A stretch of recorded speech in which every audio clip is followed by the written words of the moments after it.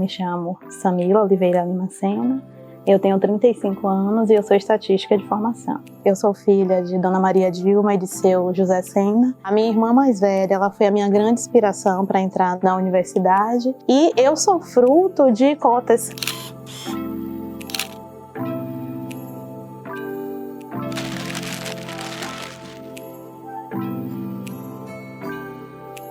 Samila é uma pessoa muito dedicada em tudo aquilo que ela se propõe a fazer. Eu me considero também uma pessoa leal e fiel aos meus princípios e valores, aquilo em que eu acredito. Sou uma pessoa também muito observadora, é uma característica minha. Sou muito detalhista também, profunda em meus sentimentos. Me considero também uma pessoa muito perfeccionista. Isso pode ser uma qualidade em algumas situações e um defeito em outras.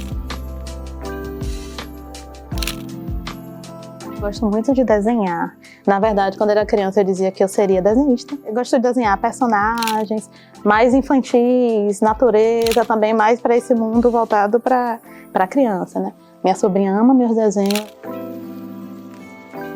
Deus, para mim, a minha própria vida, é por quem eu movo, eu existo, é para quem eu sempre recorro em qualquer decisão que eu precise tomar, qualquer questão, qualquer dilema que eu tenho, momentos bons, momentos ruins. O meu guia é o motivo da minha existência, então esse é o meu grande alicerce. Ele me deu bases maravilhosas nessa terra, que é a minha família. Meus pais, assim, para mim, é a minha base. Eu quero dar o melhor e ser o melhor para eles, para retribuir todo o amor, toda a dedicação que eles têm a mim, porque, assim, tudo aquilo que eu me proponho a fazer, eles são meus grandes apoiadores, eles fazem o que for necessário para sustentar meus sonhos, meus projetos. Minhas irmãs também são grandes preciosidades na minha vida. Uma que não vive mais entre a gente, que é a minha grande saudade. Soraya foi a minha grande inspiração, porque minha irmã, ela foi a primeira pessoa da família a entrar em uma universidade pública federal. E aí eu tenho minhas outras duas irmãs, a que nasceu junto comigo, que é gêmea comigo, Samantha, e a minha caçula, que é Sara. E eu digo que elas são as minhas melhores amigas, são outras grandes incentivadoras, apoiadoras. Elas acreditam muito em mim, então assim, elas enxergam em mim coisas que nem eu mesmo consigo ver.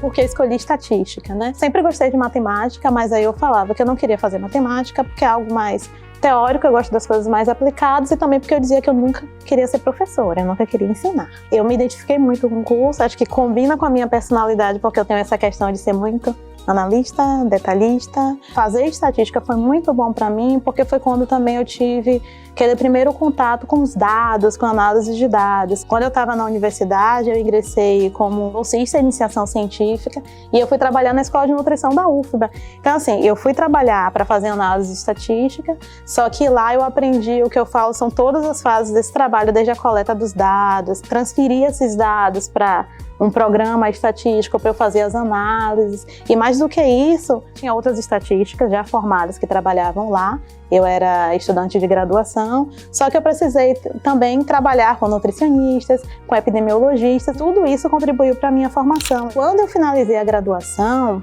eu fui trabalhar no Instituto de Saúde Coletiva por um subprojeto de um projeto maior que lidava com dados de doenças respiratórias em crianças e adolescentes daqui do Brasil e do Equador, se eu não me engano. Era um projeto do professor Maurício. Em agosto de 2014, fui ser professora substituta na UFBA, na matéria de estatística para os cursos de engenharia, nutrição, farmácia e outros cursos correlacionados. E aí eu lembrei, eu fiz estatística, fugindo de matemática, para não ser professora. Ainda lá no Instituto de Saúde Coletiva, no final do ano de 2014, eu ingressei no projeto que era a coorte virtual de 80 milhões de brasileiros. Gente, não era 100 milhões, porque Até então, a gente pensava que eram 80 milhões de brasileiros. E aí que muda, então, um projeto antes da existência do SIDAC. E aí fui trabalhar num grupo de estatística para lidar com essas questões das bases do cadastro único. O foco principal era trabalhar no desenvolvimento da metodologia para fazer análise de acurácia, que era validar as grandes vinculações de bases de dados. Quando chegou 2015, eu fiz a primeira viagem a Brasília, junto com outras 2 pessoas do projeto. Era uma reunião com o Ministério do Desenvolvimento Social na época para justamente tirar as dúvidas sobre essas bases que a gente recebia do Cadastro Único, do Bolsa Família e outras bases também que a gente trabalhava, outros dados administrativos. Quando foi no ano de 2016, fiz a seleção para o mestrado em estatística, em matemática, com área de concentração em estatística. Aí defendi meu mestrado em maio de 2018. Voltei para o SIDAC no mesmo mês, em maio. Fui trabalhar no projeto de avaliação do impacto do Bolsa Família no baixo peso ao nascer e na prematuridade. Fiquei nesse projeto até outubro de 2018, do mesmo ano, quando eu fui convidada a assumir a liderança do núcleo de produção de dados.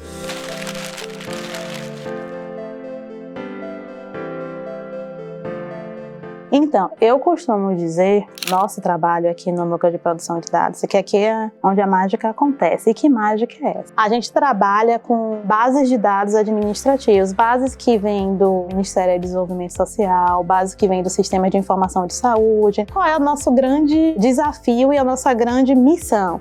É usar esses dados que foram construídos com finalidades específicas, têm seus fins próprios, mas o que é que a gente vai fazer? A gente quer pegar esse dado que veio em uma determinada estrutura e quer transformar esses dados em dados que possam ser usados na pesquisa para responder diferentes perguntas. Além de transformar esses dados, a gente precisa unir, vincular esses dados. Então, eu abro o meu leque de investigação e eu consigo responder mais perguntas. Essa é a grande mágica, Eu transformo aquele dado, que era administrativo, tinha fim específico, uno esses dados e eu amplio o meu leque de investigação e consigo um mundo, de possibilidades.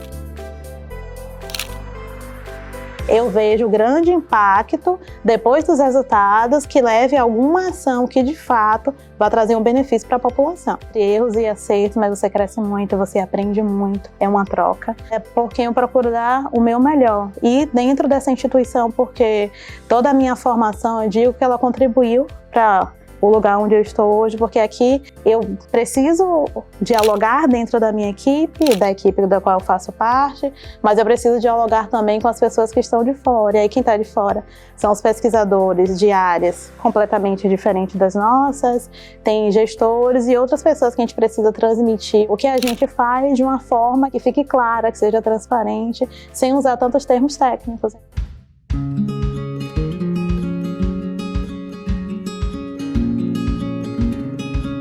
Existe essa trajetória chamada vida, essa jornada chamada vida, em que você precisa lançar suas sementes. Porque lá na frente você vai ter a sua colheita. Muitas vezes ele não é fácil, às vezes é árduo, você encontra adversidades, você encontra pessoas que vão querer que você desista. Por isso que fala assim, aquele que leva a preciosa semente andando e chorando.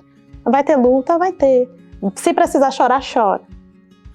Chore, mas não deixe de plantar, porque se você sabe que você está plantando uma boa semente, você vai colher no futuro. Eu costumo dizer, quem sabe o que está plantando não tem medo da sua colheita. Então, assim, o que eu tenho hoje é fruto do que eu plantei no passado e o que eu quero alcançar lá na frente eu estou plantando hoje. É fácil? Não é fácil, mas eu não vou desistir.